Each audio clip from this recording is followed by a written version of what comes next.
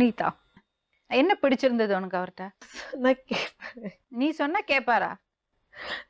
எரிச்சல் வருது இவனை, நான் கெட்ட வாரத்துல திட்டி போயிருவேன். அப்புறம் பெத்தம் கொதிக்குது உன்னை பாக்க.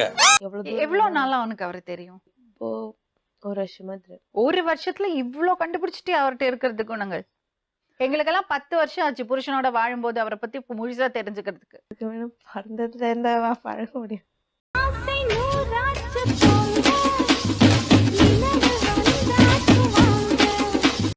பெரிய லேடி மாதிரி உட்காந்து பேசுற நீ. 20 வயசு தான் ஆச்சு, குழந்தை நீ. சிரிப்பு வருது பாத்தியா? சிரிக்கிற நீ, அழுவுற, சிரிக்கிற. என்ன பிரச்சனை? ஏன் அழுகுற? எனக்கு தெரியாது. உனக்கு மண்டையில பிரச்சனை. ஐயோ அப்படி சொல்லாத. என்ன நம்பிக்கையில நீ ஒரு வருஷம் தெரியறது ஒரு பையன் கூட போறேன்னு சொல்ற? இப்போ வீட்டுல கூட தான் பாக்குறாங்க.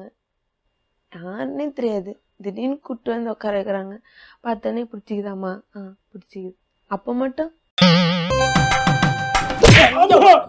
சரி, எது வரைக்கும் படிச்சிருக்கீங்க? 10th எஸ்எல்சி பாஸ் பண்ணிட்டீங்களா? அது பாஸ். எங்க சர்டிபிகேட்? சர்டிஃபிகேட்ல எது கிடையாது, சர்வீஸ் மட்டும்தான்.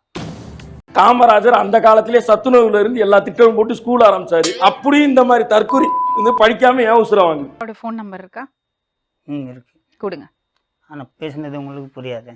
ஏன்? எனக்கு ஹிந்தி நல்லா புரியும். கல்யாணம் ஆயிடுச்சா? இல்ல மேடம். ஊர்ல உங்களுக்கு ஒரு பொண்டாட்டி இருக்கு. சிக்கிட்டான் போல இருக்கு. பையன் சிக்கிட்டான் ரொம்ப நாள். மை குட்னஸ், என்ன அநியாயம்! சுனிதா உங்ககிட்ட தான் கேக்குறேன், உனக்கு தெரியுமா? தெரிஞ்சுட்டேன். தெரியும். நீ எல்லாம் ஒரு பொண்ணு. ஏமா இதெல்லாம் ஒரு பொண்ணாமா?